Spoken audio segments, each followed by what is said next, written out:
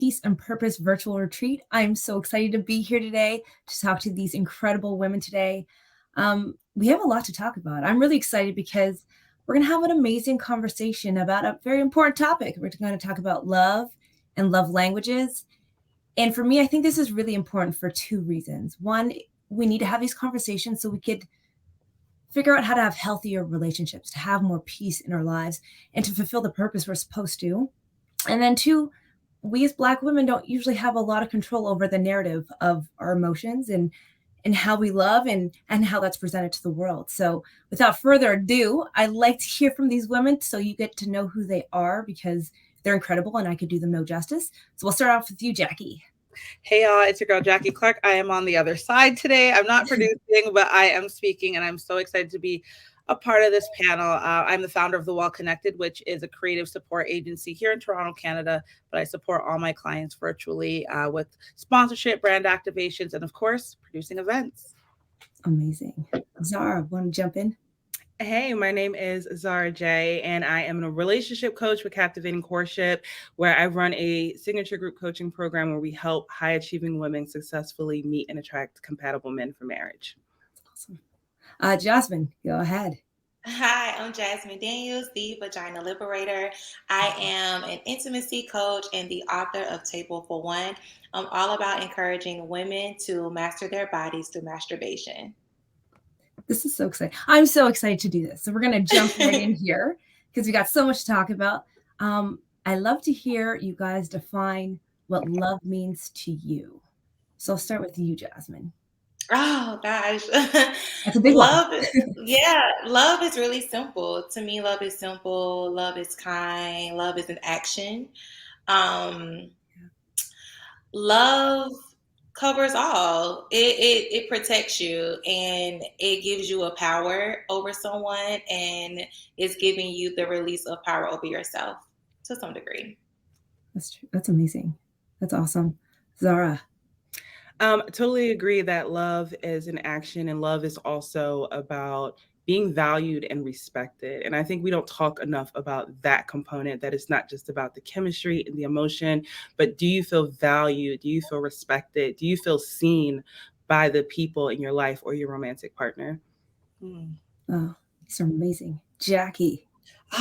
Again, I agree with everybody, but for me, I think love is an individual attainable goal. It is an individual feeling. It's how you receive and it's how you give. And so that's why for me, I've just looked at it as that's why it's different for everybody. There's no actual definition for it because it's really a personal preference, a personal representation of how you output and how you like to receive. So that's what I think love is. Yeah, that's awesome. So many definitions, but I feel like they're all very similar in the way that you're viewed yourself and the way that you share it also. How about love languages? So I don't know if you guys know the love languages. This is like a very famous book from a long time ago, Gary Chapman. Um, but I think it's pretty relevant over all the years and decades that have gone by. They still matter. What would you say your love language is? Ooh, I would say I'll start. I'll say Yeah. I know for sure. I've done the quiz. I do it with I get to talk to, even if we don't end up anywhere. I'm like, do you know your love languages? Because I believe I need to know my love languages, but I need to know to love. I need to learn to love you in the way your love languages are, not the way I want my love languages to be. That's what I've learned through my little dating scene. But I know my love language is acts of service and words of affirmation. I'm very much a words person. I'm very much a do something for me in the terms of you saw that I was busy, that you cleaned up the dishes, or you knew that I was. Even my neighbor, she went and salted my back patio.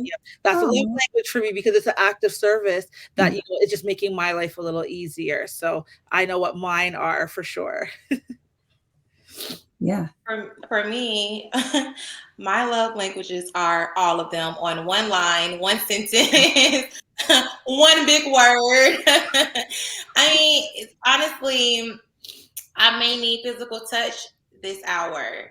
The next 30 minutes, I might need your words of affirmation. So mine are constantly interchanging within each other. So there isn't a main love language. But if I had to summarize everything, the biggest thing that I need from my partner is support. Affirmation. Support in what way, though? In all ways. So if like I'm on this kind of discussion, I need you on the other side of the computer, videoing me, hyping me up, telling me great job.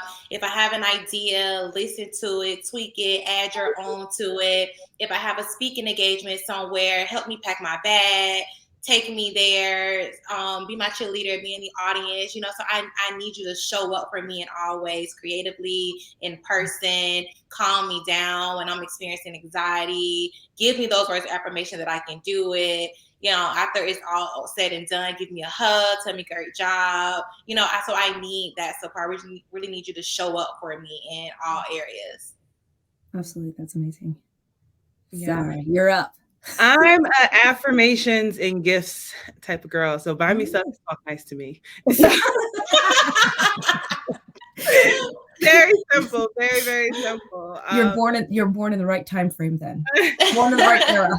I think it's funny because I think that when we have that conversation, I think that sometimes that's left out, that for some people, they really do enjoy receiving. Like that's something that makes them feel loved, being, whether it's, and it doesn't have to be, it's not about the money, you know, it could be just picking up someone's favorite ice cream, but just doing nice things, you know, bringing someone gifts, or, you know, even for me, it might be just going out to dinner. I love being taken out to dinner. Just something like that feels like a nice gift to just make the week easier.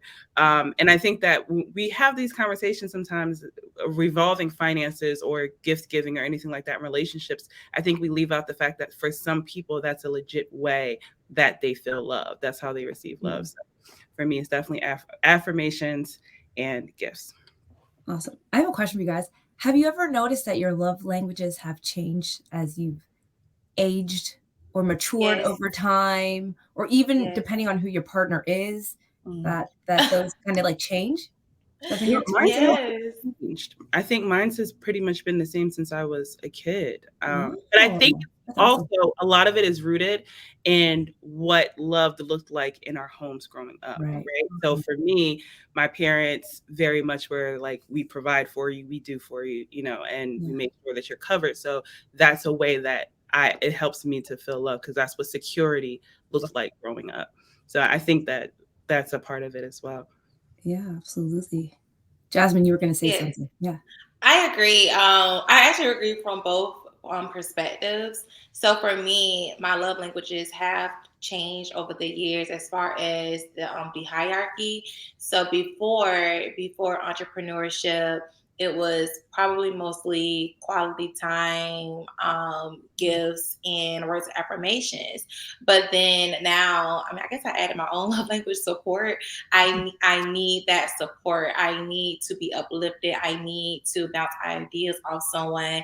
I need someone to be my cheerleader, be my biggest fan, and tell me that I can do it. So, so it's kind of some words of affirmations in there, but I really need that support more than anything, to like let me know that you're proud of me, that I'm doing a great job, that I can improve in this area. And I know it's coming from a place of love and not critique. Just let me know that you're into me, and being supportive of me is being into me, because you can say, hey, you know, you didn't do your best. I know what you're capable of. The last time you were here, you did it this way, but now you changed it, go back to this. So that's a way of showing me that you're paying attention and that you're really into me. I hear that. For me, I would say it's kind of just always stayed the same roughly. Growing up in my house with my family, we've always been supported. My parents are extremely supportive of my sister and I. So I've always felt support from the internal. External with relationships, I haven't always felt that way. So I do say quality time has been a little bit more important. But I would say, as I've gotten older, I actually would like to include my own love language as grace, and understanding, because I'm an entrepreneur, because I run my own business. I am super busy. I've literally boxed myself into just, you know, I'm a single person doing just this, which I know can be hard when you're trying to date again. So I've really been asking the men that I have been dating, and guys, dating and being in a relationship with somebody is two different things. Let's be clear, not, Yeah.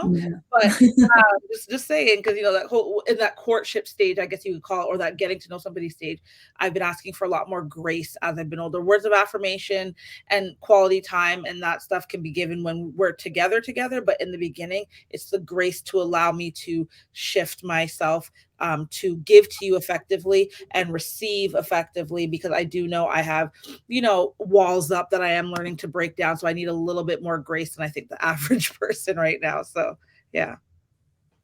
I think you're selling yourself short. I don't think you have more walls than anybody. I think it's finding the right person for you. Our world has changed dramatically. And I think finding the right person for you in today's climate is a lot different than what it would have looked like 5 years ago, right? Yes. So, yes. That's Be true. gracious to yourself.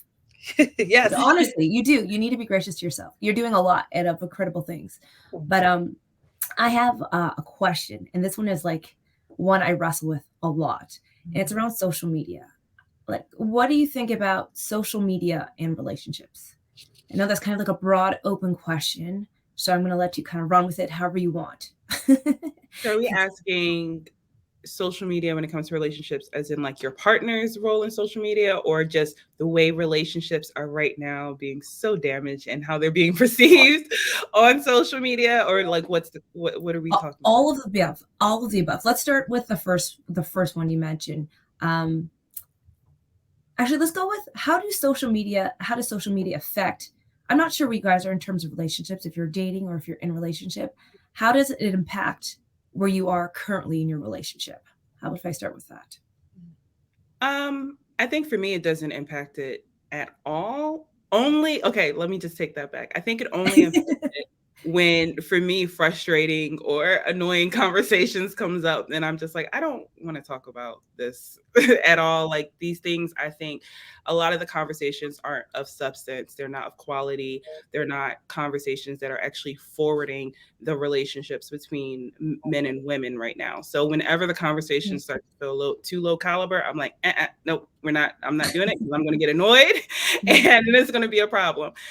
So I think that it's really doing a great job right now in order to protect your relationship is to be good at filtering out any noise, any messaging, any programming that's going to have a negative impact on your beliefs or your subconscious thoughts or your psyche when it comes to male-female relationships right now. There's so much right now that's just tugging at your thoughts, your beliefs about what a relationship is supposed to be or what you're supposed to tolerate, especially as Black men and women. There's so much going on in the landscape right now that you have to be proactive in filtering it out in order to create a healthy relationship, which is sometimes just changing the algorithm. It's just changing what you're actually following, what you're engaging with, so that you're only getting positive messages and productive messages when it comes to your relationships. I agree so much with Zara, especially when Zara, you mentioned protecting. So for me, my brand as the Vagina Liberator, obviously I speak about sex on my Instagram page continuously, from past experiences, current experiences, and also research based. However, when it comes to my relationship, that's something that I have to protect, because one can assume that I give so much of myself away. Yes, no, who knows? I don't confirm or deny, right? So I have to have a level of protection to keep something sacred for me. That does not mean not posting or hiding my partner from the world. It's just doing things on my own terms without the pressure. One word that we all can agree with, influencer. We all still get influenced. I have in plenty of situations. I'm sitting home watching television, minding my business, and I see an ad for a cheeseburger. Now I want a cheeseburger. And the same can apply through different areas. Like, oh, well, this couple is traveling a lot. Oh, this couple have the best pictures. Or this couple, you can start to compare yourself, but you also have to reel yourself back in to your reality. And not to say that just because everyone are posting these cute pictures, they're going through something traumatic in their relationship. That's not always true, but it is true. And you have to, center yourself and go back to your values of what you want your relationship to be. And sometimes that means logging off, as Zara also mentioned, changing your algorithm and making sure that you and your partner have a foundation of friendship. That is super important to me. So we can laugh at things, we can share memes, we can share reels with each other, and we can also demonstrate wisdom and not post everything about our lives. My brand is the Vagina Liberator, not your relationship goals. And so that's something that I have to, keep in mind too. Yeah, we have pictures. Yeah, you want to post, but I'm not posting to be your goals. Don't hold me to that standard. Don't put that pressure on me. And also, I'm not compelled to let you know my relationship have ups and downs. I'm not doing that either. So it's all about, for me, having a clear foundation, setting boundaries, and having a belief system that you both can share in, and go from there. And when you start to recognize that influence, rear yourself back in and have a conversation about it. Like, where is this coming from? Why all of a sudden you want to do this, or I see a shift. You have those raw conversations so that whoever is participating in the relationship can center, the situation and get back to that belief system that was established. Yeah, I agree as well. I'll be the first to say that, like, I used to, not even necessarily from a relationship standpoint, from a self standpoint, would look at stuff on social media and be like, I need this, I want to have this. I remember in the early days, like, transparently, I'd be like, oh, I didn't get a lot of likes, I didn't get this, delete photos. Now I could give a damn. Tell you, if I get 2 likes on a video, amazing. It Right. resonated with 2 people. If I get 100, 300, amazing. It resonated. And so where I'm at in life is, I think when it comes to social media, for me, in my opinion, which are not facts, they're just personal beliefs. I believe that social media is really a representation of your own self values and how you feel about yourself and your grounding. We all can be swayed, and it does happen. I see a cheeseburger, I'm like, I want that, because it is influential in certain ways. But I really look at, because of the type of work I do, I understand that, we take 1,000,001 photos just to post one. And it looks, for instance, like, look at all that's happening with, committing suicide or divorces and domestic violence. On the outside, people look so happy, because I think we're caught up in the state of, we have to show up for the Joneses. We have to show up online and make it look this way, because everybody perceives or wants us to be how we were maybe 7 months ago. So we have to keep that facade. In my past relationship, I shared on social, but not much. Like, there was a few photos of him. Not that I hid him, because I don't believe in being hidden. It was just, I never felt the need to completely showcase my relationship. But I was at the time, like, in the early stages, I was like, well, if you're on social, you gotta, like, if I'm promoting you, you have to promote me. That may not be his love language. That may not be his reasoning for that. And I can't validate my relationship based on the amount of posts he shows about me. I'm not into being hidden. You're not hiding me. I'm not a sneaky link. This is not what we're going to do. We're doing daytime gatherings and outings, not only nighttime flexes. But because, you gotta know where you stand. But I feel, you have to audit your intake in all walks of life. So I know when things start triggering me, I'm like, okay, I'm going to unfollow certain people, or I'm going to remove certain things from my searches. I'm going to wipe off, just clear my Instagram, clear my social, my website browsing, because, you have to audit your intake in general. But I do believe that social media has played a huge part in the downfall in the standard of relationships, because like I said, I watch, Basketball Wives and all those shows. And sometimes I look at some people, I'm like, you would have been so much better off if you didn't broadcast your whole life, because everything is front and center, and everybody has an opinion because they feel like they want to say something, and not everybody's able to take what resonates and leave the rest. So I think social media has definitely been to the detriment of relationships.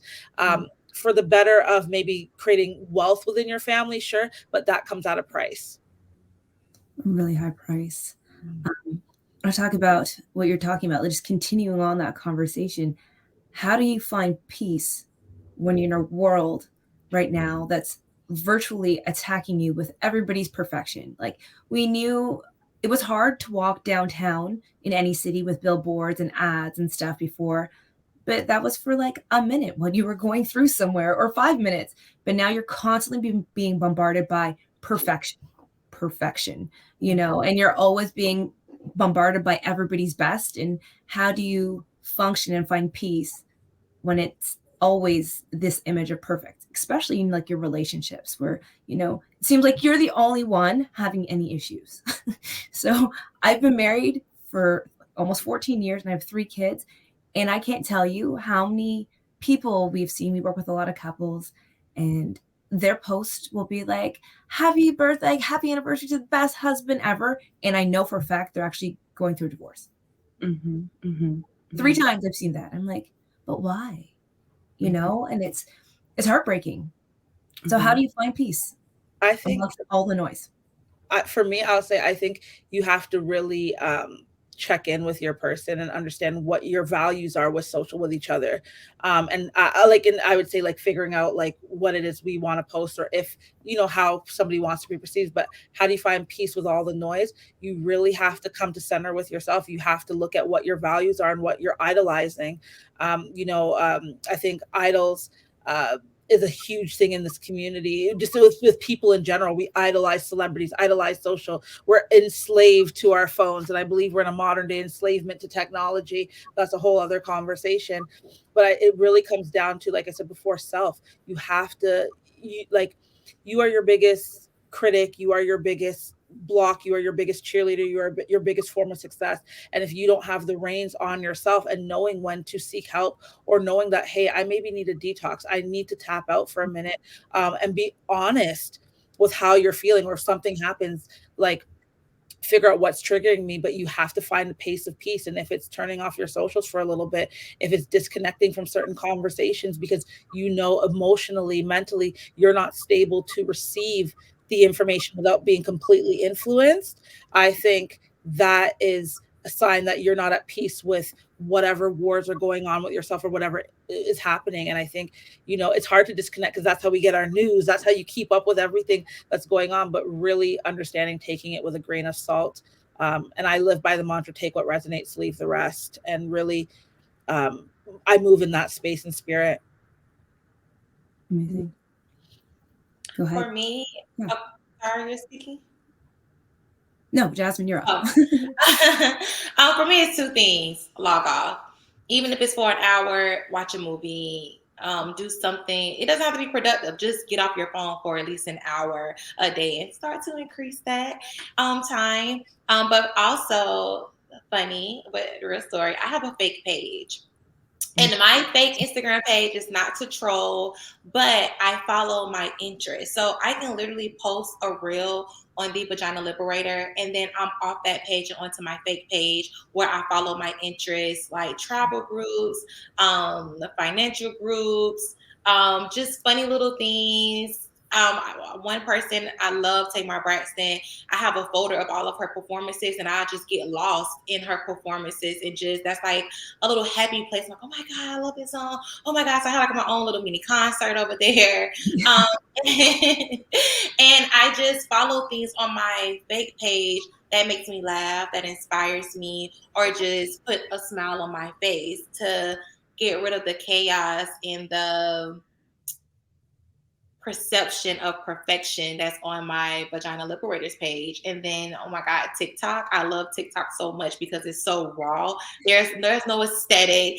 Women are on there in their bonnets, in their pajamas, in their car, in their bed, and everyone's just telling a funny story, at least in my algorithm. Or I'll see some cool facts about, like right now, my algorithm has put me on the North Pole and Antarctica. So I'm like getting lost over there. Like, oh my God, this is so cool. So that's what I do. I just move away from my main page to a more subtle, low-key page that I'm actually interested in most of the content there.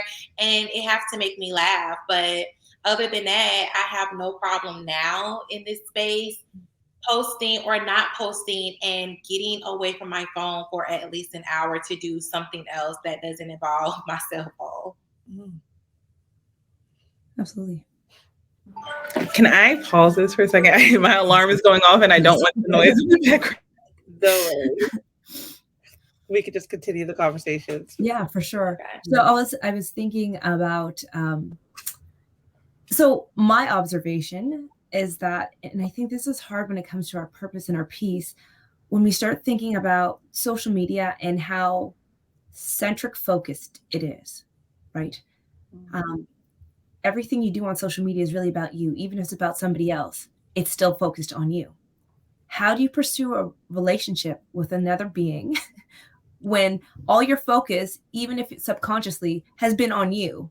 You know, and same with that other individual you're pursuing, right? They're constantly absorbed with themselves. So you have like these kind of self-centered, unintentionally, just because of the way the world is being positioned right now. How do you come together? How do you find I that think this purpose is a as a great team? question. So with the work that I do with the women that I work with, most of the work, it's funny because when it comes to relationship coaching, a lot of times people think that most of the focus is on another person. It's just getting the man, or, you know, trying to get the man. It's a lot of the focus, because a lot of the marketing is typically geared in that Yeah, type that of way, way. But most of the work that I do with my clients is on the woman, it's on herself. And I love that because it really becomes more about personal development than it is solely about the relationship. But we can't escape relationships, because relationships impact every aspect of our life, right? And no matter what form of relationship it is, we're always relating to others. And I believe that when you learn to hone in on those skills and you get intentional about working on your communication skills, your ability to connect, your ability to listen, to be vulnerable, your ability to how you think and process, your mindset when it comes to relationships as a whole, then it allows you to slow down and actually be able to connect with other people in a way that's not so self-centered. So that's a lot of the work, is teaching people how to reprogram how they think about relationships, how they communicate, how they receive, how they give, how they hold space for others, so that it's not always just about them, because it's so easy for us to go into our heads and just start thinking. We hear someone say something and we process it through whatever experiences, whatever lens, whatever trauma, whatever things that we've been through. And now it's always just like, they're doing this to me, or they're trying to hurt me, or they're not thinking about me, and everything's, it's like, no, wait, it's actually maybe something else. You need to be able to be a better communicator, be a better connector, actually hear what someone else is saying, and have that. I encourage my clients, I tell them that they have to lead with curiosity. And that is something that we don't often play with enough as adults. And we have to be willing to be curious about another person, be curious about someone else's wants, someone else's needs, someone else's thoughts, their feelings, their experience, and lead with that from a place of understanding, and not necessarily saying that you have to be tolerant or not have boundaries or not have your expectations, but be curious enough about another person and not just always want them to just be curious about you. So that's one of the skills that I spend a lot of time working with my clients on. Amazing. I love that. Go ahead, Jasmine, tap in. I have nothing to add to that. That was beautiful. Yeah. I totally agree. Sometimes it's not others, it's us, and we have to do. I think both parties have to be willing to do work on themselves. First, acknowledge that there's work that needs to be done, and then dedicate the rest of your life striving to be a better person every day. And I think that's the difficult part, because we're the bomb. Nothing's wrong with us. It's not us. It's them. And it's like, no, sometimes it's you, and it's okay. And again, going to social media. Social media have this this vast image that everyone is perfect, and if you're not perfect, something's wrong with you, because by 21, if you're not a millionaire, I don't know what you're doing. Like, you're just wasting your life away. Yeah. And it's like, no, that's a false narrative, and we have to really be more self-aware to understand, okay, this isn't reality, this isn't the truth. Your race is your pace, and it's okay. You have to understand that the journeys that you see online are not always real, and they're definitely not yours. And whatever you want your life to look like, then dedicate your life to mimic that. Do the steps and the tools that you need to have the life that you want. A lot of people are, putting on and have a facade. What do you want to be? Do you want to be a real person, or do you want to be a fake person? And I mean, faking it is easy. That's the easy part. And sometimes that spills over in our relationships. Like, you encounter people that sounds like a walking meme. It's like, do you have any original thought? I know I saw this before on the internet somewhere. How do you really feel? What are your thoughts on this topic? Don't repeat to me what you heard 10 seconds of a podcast on Instagram or a meme you saw on Twitter or whatever. What are your thoughts and feelings? So I think it really takes a person to be self-aware. That's the main thing. You have to be self-aware to know there's something that you need to work on and then actually do it. Yeah, to tap onto what you said about self-awareness, I believe a lot of us need to spend time with self and being alone. And at 30, I'm 35 now, but at 30, so here in Toronto, we have a festival, excuse me, and I stayed at my friend's house during the festival season, and she was away in LA. And at first I was like, this is my first time being alone because I lived at home at the time. And I was like, this is cool. I could have everybody over, but everybody couldn't come over because they're working during the day. And it was the first time in 30 years I was alone for weeks with just me, myself, and I, and the walls. Because at my parents' house, my mom's sister and dad would go to work. I worked for myself. So I'd have 8 hours. That's not really alone time because someone's going to come home. The cat's home, the dog's home, someone's going to pop by. But being by yourself is a real thing. And I had to sit with my thoughts and realize, why do I always want people around? How come, what is that? What's that telling me? Why can't I be comfortable by myself? And it was a very hard time for me, but it was very eye-opening because I learned that there was demons. I had to have a conversation with the demons. I had to be like, so what's up? Why are we here? Cry to myself, have these moments. To now at 35 get to a better understanding of, I'm okay if I have to go to an event alone. I'm okay if I could walk somewhere alone, because you have to be able to handle that. And if you're always like, no, I can't go to this event, I don't have anybody to be with, well, why? That's a question you have to ask yourself. And so I think, back to your question, there are moments where you do have to be selfish. There are moments where, you have to be all about you. But in a relationship, there's no I in team. So, taking those moments for yourself, whether that be my personal safe space and mental health space is going for 3-hour walks. I love to zone out for my walks. No, I have my phone on, but it's on Do Not Disturb. I don't answer phone calls, don't answer emails. I just listen to music. And my partner, my sister, my family knows when Jackie's on a walk, that's her alone time. But then when I'm here with you, I'm being more present because I know my sister requires me to spend more sisterly time. She's younger than I, and I'm always in my room. She's like, you're always locked in your room. You're always working. So she's like, can we watch a movie? And I have to remember she's wanting time with me as much as I want to work. I don't want to neglect her feelings. So I will shut down my computer and I will spend that time. So she knows when I need to be selfish. And when I was like, Stephanie, I need a minute, but then I know when I need to give and pour into her because she does the same for me. So I think sitting with self has taught me how to recognize when I need a moment, what my triggers are, and recognize also when I'm being too selfish and to enter myself, because I'm a hermit naturally, and realizing that I can't shut people out. And if someone says something that bothers me, it's really not what they said. It's really more of a reflection of, why do I feel that way? What part of what they said is triggering me, and where is that coming from? So a lot of self-reflection will come from that when you sit by yourself.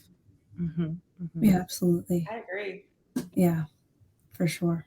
And I think even what you just said there, when you said, sometimes I'm being selfish when I want to do work and she wants to watch a movie. I think, or I'm selfish because I just need that time to myself. And I think that's almost probably a problem, because we think we're being selfish when we take time for ourselves. Mm-hmm. And it's very different, like strolling through Instagram or, being on TikTok or Snap, as opposed to like working out. Like, making time for yourself is never selfish. And I feel like that's something we as women struggle with, especially as Black women. It's like we're always going, we always have something to do. We always have more of us to give. And then our wells are dry. We're in this dry place because we feel guilty anytime we actually make time for ourselves, which is so essential. So I have a question around the way Black women, the way we're perceived when it comes to love and relationships, especially in our world. Um, I sh- I think we all have this, like in the world of Hollywood and our world today. We're always strong. We're like these strong rocks of women who are like we never cry, and if we cry, it's like one tear. We're like the equivalent of like a Viking man. Like we're just these stoic figures, and if you had to describe the way you would want to be loved as opposed to the way the world is perceiving the way we are as humans in relationships, how would you describe that, or what would you want people to know? Treat me like a baby. Handle, What that handle mean? me, Go handle ahead. me with tender gloves. Be very soft and gentle with me. Yes, treat me like a baby. You know how you like, oh my God, support the baby's head. Oh my God, is baby okay? You know, treat me that way. Don't I'm not strong. I don't want to carry the world on my shoulder. I can't. I let that girl go a long time ago. And I really want to be cared for. I want to be sought after. I want my needs met, my desires met. I want you to anticipate to some degree, anticipate the next thing that I need. But yes, be very kind, be very gentle, be very soft with me at all times. I mean, you know, we have our moments, of course, but overall, like, yes, tiptoe around me a little bit to some degree. Like, are you okay? What do you need? Do you want to talk about it? Need some time to yourself? I really need that soft and gentleness. So I'm going to add another piece onto that question. So the question is like, how do you want to be loved, and also how do you want to love somebody? Part two. Let me add that on to there. I'll let you finish up with that one though, because you already said we know how you want to be loved. How do you want to love your partner? I want to love my partner with truth. What's that mean? I don't want to, I can stroke your ego, but I don't want to stroke your ego all the time. I want to give you pure, raw love that is honest. And honest does not mean brutal. It's, oh baby, you're doing so great, but I know you can do better. Not just you're doing so great with the period. If there's a comma that needs to be there to let your partner know you can do so much better than this. I see this in you. I want to be able to express that to you freely with you knowing that it's coming from a place of genuine love. You know, I can stroke your ego and I will stroke your ego because we are egotistical people and we need to feel worthy and feel like a high priority and that we're doing a great job. But we also need to check our egos and allow the people that we love to check our egos to let us know you're doing great, but you can do better. I know you can do better. You only gave a little of yourself, a little of your potential. I see so much greater than you. And I think that helped us become better people in whatever industry we are, or just on a personal level, when we have truth and honesty. And I can sit down and say, hey, you know, this is what happened to me today, or I didn't feel like you supported me that much. What happened?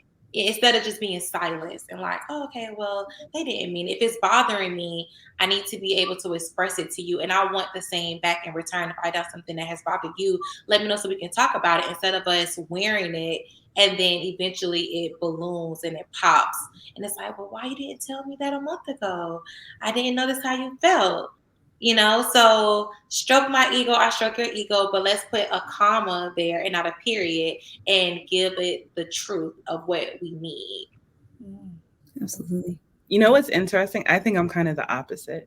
Even though I'm like an affirmations girl where I love like just compliment me, tell me great things, but I'm also someone who I don't need a whole lot of like verbal encouragement or support when I'm trying to make things happen. My mindset is usually like, just move out the way and just don't hold me back.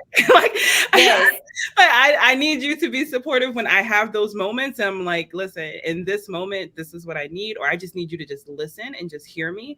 I don't need you to fix. I don't need you to solve. Like, I just kind of need you just like to just hold space for me and listen in this moment. But most of the time, I just need you to just move out the way and let me do my thing and just don't hold me back. Like, that's what I need.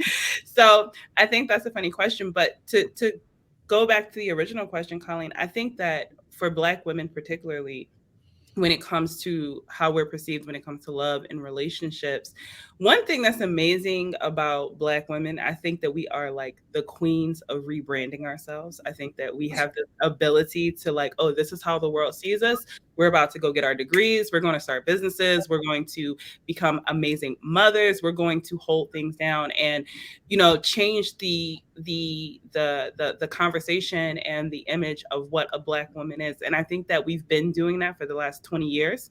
And I think that we'll continue to do that.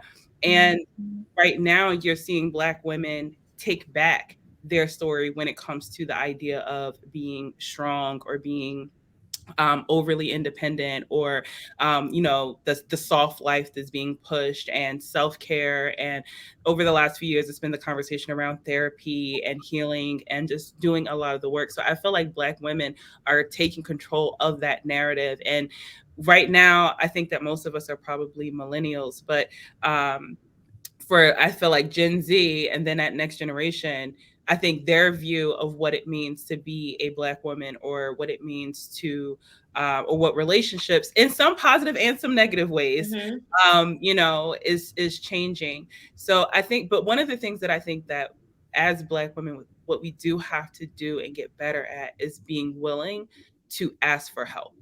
I think that that's one of our biggest weaknesses, is that we know that we need it and we know that we should ask for it, but we still kind of take a little too long before speaking up. We still have this like, wait till my back is against the wall before I decide. And that's something that I think really has to change in order for us to really embrace the idea of not being so strong or being softer, is that willingness to be seen.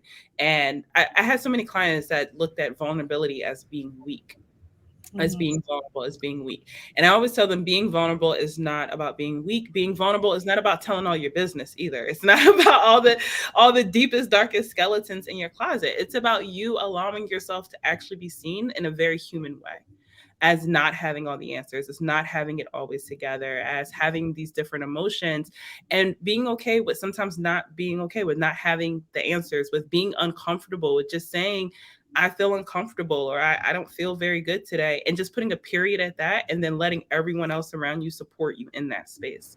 So, I think when it comes to us changing the conversation about how we want to be loved, it's allowing ourselves to really be fully supported. So like Jasmine's way of being supported, and that level of support, like that is like a positive for her. Like that works for her and how she wants to be supported, and her ability to express that and say like, this is what I need, treat me like a baby, baby me up. And then like for me, I just like that, like have that belief in me, but also give me like the space, because I'm kind of how Jackie said, like I have to be intentional about giving time, because I'm so good at just like sitting in by myself, or going into my little shell. I have to be very intentional about making time for quality time. Is like at the bottom of my my love language list. So I have to be very intentional about making time for others, and understanding that sometimes people just really want to just sit on the couch and just watch a movie. And that might feel like the biggest waste of 2 or 3 hours for me, but for someone else, it really means a lot to them. Right. So learning how to definitely love someone else how they need to be loved, listen to their needs, be willing to put your needs aside, I think is part of the work, especially with your partner. Yeah, it's interesting because everyone has such a different perspective, and there's like little parts that I agree with everybody. I would say when it comes to Black women and how, in my opinion, how they can be loved is, I think, and for myself, I know that I'm an alpha female when it comes to work. I don't want to be an alpha female at home. And for a while, I was like, yeah, I'm this alpha. But you know what? I did a quiz, and there's alpha, sigma, and beta. There are 3 types of, well, there's more, but there's alpha, sigma, beta. And I realized I'm more on the sigma side, and just my personality. But when it comes to work, I'm an alpha female. I'll tell you what I want, what I don't want, how I want it, because my business, the business of Jackie, is not how I love. However, I have learned and noted that some of the way I deal with men or I deal with people is because I'm so rooted in my business. I deal with them sometimes from a business perspective, and that is not okay. And I recognize that sometimes I can be sharp with certain things. I've always been a sharp type of person, because my father has raised my sister and I to be very independent people. He's a very independent man, did a lot on his own. My mom's very much the same way. My dad and mom were like, y'all gonna be this way. So my sister and I are very rooted in, I can do it. So I've learned through therapy, I've learned through sitting with myself that I can't deal with people the way I deal with business, because you are not an asset in that way. You are not an opportunity in that way. You are a human with feelings. So that, recognizing that, but business Jackie is very different from personal Jackie. I'm very much a Sigma, with beta tendencies in my personal life, but recognizing that we don't always want to be strong. We have to be strong in certain situations, but that doesn't mean I need to be looked at strong all the way across the board. But I read this quote somewhere, and I believe in it. It says, women who take on this alpha female mentality, or women who have this harder exterior, do that as a form of protection, because we were in a place with someone or something that we didn't feel safe, nor we felt that you could lead. So we have to take on this role, because at the end of the day, if it comes to fight or flight, I know my black ass can't swim, but I tell you right now, okay, I'm gonna tell you right now, if you in that water, like if I have to, if it comes to that, I'm a finna survive, Lord. I don't know how I'm gonna do it, but it's gonna happen. But we are always in that fight or flight situation for the most part with Black women. We're always fighting. And when we have kids, I don't have, but I'm fortunate to be a godmother of 5, and I have a lot of friends with kids, and I've seen them fight for, okay, he's not here, this isn't happening, I gotta do this. And they're being mom and dad, which they shouldn't be dad. They're being the bill takers, they're doing everything. So yes, it's hard because it's just a lot of life stresses. So we don't want to be hard. We have to be, when life throws us lemons, we gotta make lemonade, and then that lemonade Nestea, and sprinkle something else on it. We have to continue to transform. So I would say, love us through, love us the way that we need in those moments. So not every moment I need that soft touch. I might need that hard love from you, because you got to pull me out of something. In a day where I'm stressed, I might need that extra love and tenderness. I'm more of a doer. I'm not a words. I like words, but I'm not I'm very much a seer. Like, you could tell me you love me, I need to see that you love me and show me that in my love language. It's not buying me gifts and stuff. That is, hey babe, you've been, turn off your laptop, like forcing me to wind down, or doing something. I love animals, and so taking me to the zoo is a love language. Like, I'm ecstatic. I'm like a kid at a park. But I would say, love us in the moments in which we need in that moment, because every day changes, and it's hard. You can't love me the same way every single day, because every single day I'm not the same, and vice versa for men. Like, I have to learn to love you and give you what you need in that moment. And it might be tough love, it might be soft love, it might be nothing, it might just be listening. But I think we get the rap as we're these alpha females, we're these hard body women, we don't have emotion. I just think, due to generational issues, we've been taught to figure it out and figure it out well. And that's something we do very well. We're very resilient. Not that other women aren't, but if you look at the stats in the US and across the world, a lot of our Black men are incarcerated or die at the hands of gun violence or, something else. And we have to figure it out. We don't have sometimes those generational supports as some of the other communities, from a financial standpoint. Not all of us have been brought into that, where I believe our generation is changing that narrative now. We are in a space where we're creating wealth. And I said on a call yesterday, when you are the blueprint, the burden's heavy. And I think a lot of us Black women are blueprints, because we want things that we didn't have. We don't want to be like how our moms were, struggling or fighting with our baby fathers or all of this negative energy. But we carry those indirectly because we learned from our moms in general, fight or flight. Yeah. Can I just add something to that conversation? I think that right now it's also important, and for any men that are listening to this conversation, I think that it's important to understand that women are a lot more complex than what we have been in the past and how we've been labeled or categorized in the past. And what I see every day, because I typically work with women who are very career oriented, ambitious, they're high achievers, they're educated, like they're amazing women. But women, today's quote unquote modern woman, is not black or white. I come across so many women who have goals, who are ambitious, who are educated, who are entrepreneurs, who are doing their thing, yet they're so traditional at heart. Yeah. And I think that it's safe and it's okay for Black women to be that complex, to be women who, yes, I have goals and I want to be a millionaire, I want to build a business, or I want to go to law school, or whatever your lofty career goals are. And I also value baking and being at home with my family. And, you know, I might sew on the weekend, or I just like to just sit and just meditate and just, you know, relax. And I have all these different layers, and it's safe and it's okay. You can't categorize women who have goals or ambitious or hardworking or educated or business owners as being just like these hard, you know, just alpha women, and that's it. And it just stops there. And they don't have any of the other softer, feminine, self-care, loving attributes as well. And I think that it's really important to note that today's woman has both of those going for herself. That's awesome. Jasmine, do you have anything to add? I agree. We are truly, we are not monolithic. You know, all aspects of women can exist within one woman. We can do it all, but we do need that safe space within our partner to achieve all of those things. Yeah. And I would add that we've always been doing this. Our mothers did this. Their mothers did this. We've always been complex. Since like you open the Bible, all the women were entrepreneurs.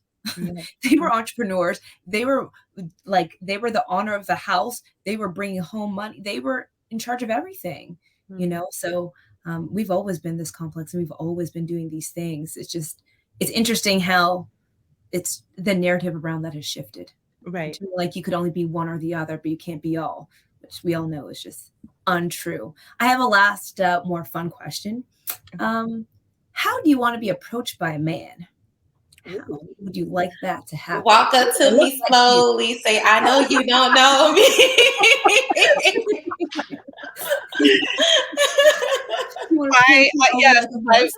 I'm with the energy. I agree. I would say for me, just approach, just say hi. You know, don't grab me on you know, unless it's grabbing me from falling down the stairs or something, or if I'm not paying attention, you know, a nice touch on the elbow. You know, I'm Caribbean, love my Caribbean men, but y'all be aggressive. Just like, oh, hi, hello, what's going on? I don't need the pullings, but realistically, in all honesty, I would say it's. I know, again, Black women get the rap that we have this hard exterior. We don't necessarily want to be approached. We look mean. Some people are, and that's all races. You could approach anybody and they could look mean, you know, or be mean. I've approached other Black women. I'm like, whoa, you know, it's just whatever happening that day. You don't really know, but you know, assess the energy. But you know, if you really want to say something, just come say hello, good evening, good afternoon, good night, good morning. I don't want to know your alias name. Like, tell me your name is Anthony, not Little Shug. Like, I'm not calling you by your street name. But no, in general, like, you see something, just approach, just say hello. Like, you know, you'll be received well if you come in peace. And that's what I say. Like, if anybody, and it goes for anybody gender wise, regardless, if you come in aggression, you're going to be met with aggression. If you come hostile, you're going to be met, because again, people are fighting and flighting for their life. But if you come in peace and just say good afternoon, good hello, and, you know, start a conversation that way, I think that'd be great. Just come say hi. Slide in the DM, something. Shit.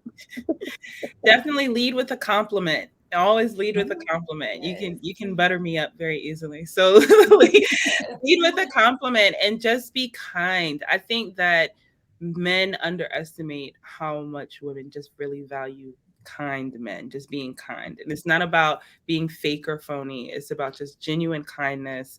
You know, just be thoughtful, be kind, give a compliment, and then just take it from there. If you can make her smile, you pretty much already have her number. Yeah. Yes, I am. I love a witty man. So approach me with something witty, something clever, make me laugh, and engage me in an amazing conversation. But honestly, I'm in a space now. Don't approach me. I want to approach you. I'm so used Mm, to being the chosen one. I want to now be the chooser. So let me feel you out. Let me observe you. Let me approach you.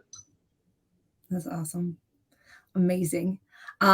We are at time. We are about to wrap up here. I thank you guys so much. I rarely get the opportunity to have these kind of conversations because my work is not, we do not talk about this stuff at work. But I thank you so much. This has been so much fun for me and such an honor. If you guys want to reach out to Jasmine or Zara, ladies, I'll let you guys, and Jackie, leave your information. Where can people find you? Let us know. Jasmine, go ahead.